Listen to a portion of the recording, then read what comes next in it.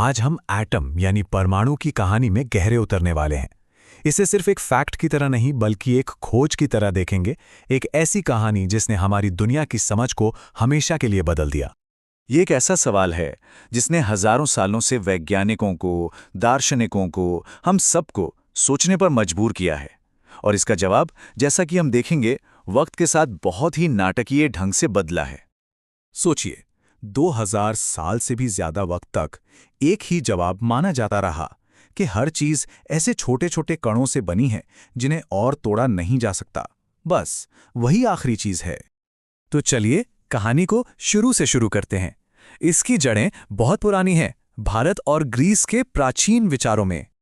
नाम अलग अलग थे। भारत में महर्षि कणाद ने इसे कहा परमाणु, उधर ग्रीस के दार्शनिकों ने इसे कहा एटमस, पर मतलब दोनों का एक ही था। वो सबसे छोटा कण जिसे और काटा नहीं जा सकता, जो अविभाज्य है।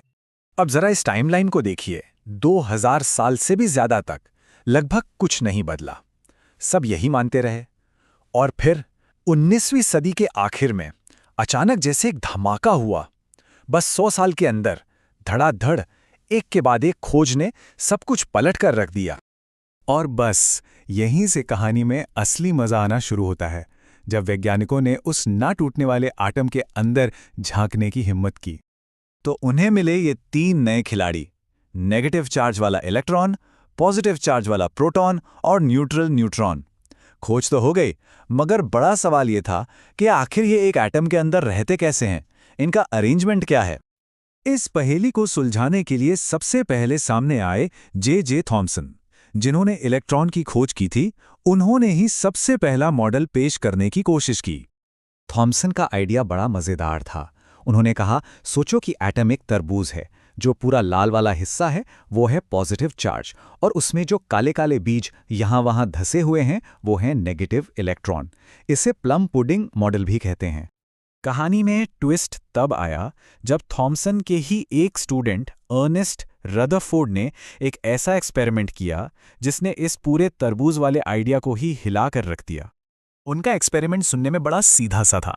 उन्होंने सोने की एक बेहद पतली पन्नी ली और उस पर छोटे छोटे पॉजिटिव पार्टिकल्स की बौछार कर दी, जिन्हें अल्फा पार्टिकल्स कहते हैं। बस ये देखना था कि ये पार्टिकल्स पन्नी के पार जाकर कहाँ टकराते हैं। लेकिन जो नतीजे मिले वो किसी ने सोचे भी नहीं थे।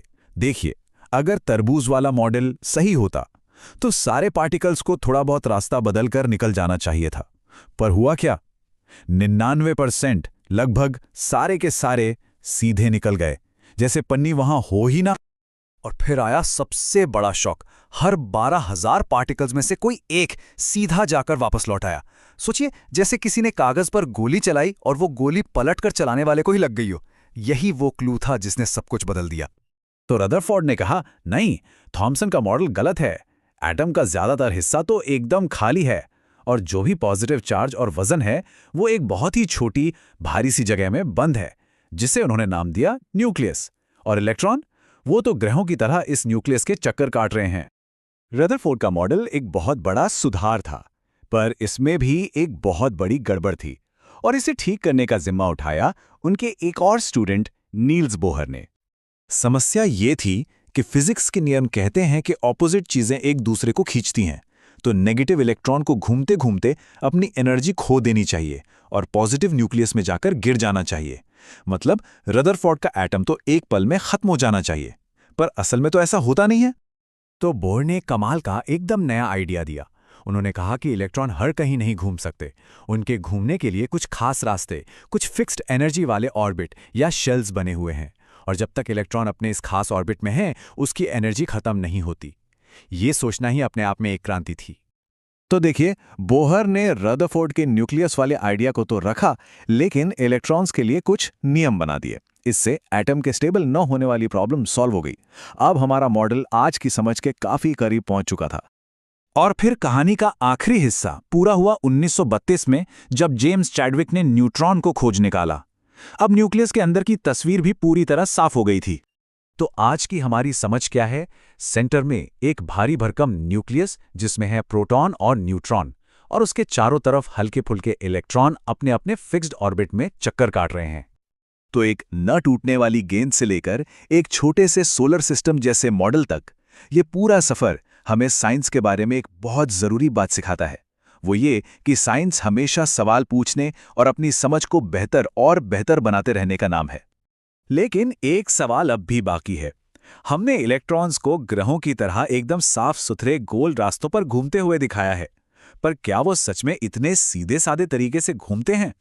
खैर, ये एक सवाल है जिसका जवाब एक बिल्कुल नई और हैरान कर देने वाली कहानी में छिपा है।